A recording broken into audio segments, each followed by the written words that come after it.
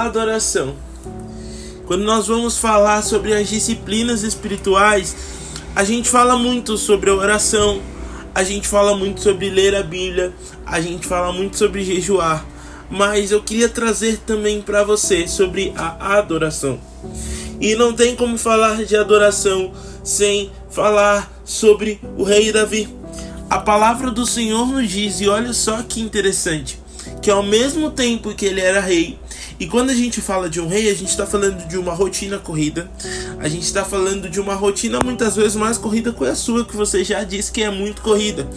É alguém que tem muitas responsabilidades, é alguém que guerreia, que tem pessoas sobre o seu comando, é alguém que tem autoridade sobre uma infinidade de situações, né? Então a gente está falando de alguém extremamente ocupada, que tem uma função muito importante profissionalmente, se nós trouxermos para o nosso dia a dia. E ainda assim, ele escreveu dezenas de salmos, dezenas de louvores, dezenas de canções que ainda hoje nós cantamos, dezenas de canções que são direções para nós hoje sobre a adoração. Então o que eu quero trazer para você hoje? Sobre você tirar um tempo para adorar o Senhor. E quando você adorar, leia esses salmos, vai louvando aquilo, vai declarando aquilo, vai colocando as suas palavras baseadas naquilo que já está preposto. Deus, é interessante que no Velho Testamento não se misturava, olha só, não se misturava a função de reis, que é o governo, né, e sacerdotes. Então o sacerdote era aquele que passava tempo diante de Deus, que adorava o Senhor ali no templo, era aquele que trazia, que fazia os sacrifícios, que orava pelos pecados do povo, que intercedia, que tinha funções que hoje nós dizemos que são funções ministeriais. E o rei era aquele que governava, que praticava, que aplicava, que fazia as coisas acontecerem. É uma função hoje que nós dizemos como, que nós colocamos como uma função profissional. E essas duas funções não se misturavam.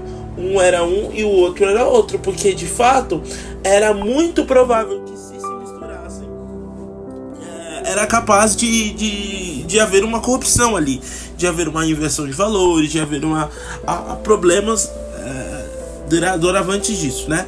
Então, e aí nós vamos ver que no Novo Testamento o Senhor, ele nos convida para ser reis e sacerdotes dele.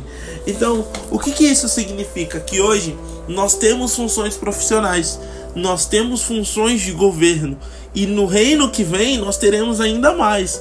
Hoje nós já temos responsabilidades de liderar a nossa casa, nós temos a responsabilidade de influenciar pessoas, nós temos responsabilidade de fazer a diferença, de governar, de colocar em prática, de ser cabeça de coisas, situações, de fazer a diferença nessa sociedade. Isso é uma responsabilidade que você tem. O seu trabalho, ele serve para isso. Mas Deus também nos chama como sacerdotes, porque o Espírito Santo te habilita para fazer isso. Deus também te chama para estar diante dele. Deus também te chama para se prostrar, para orar, para interceder, para passar tempo em adoração.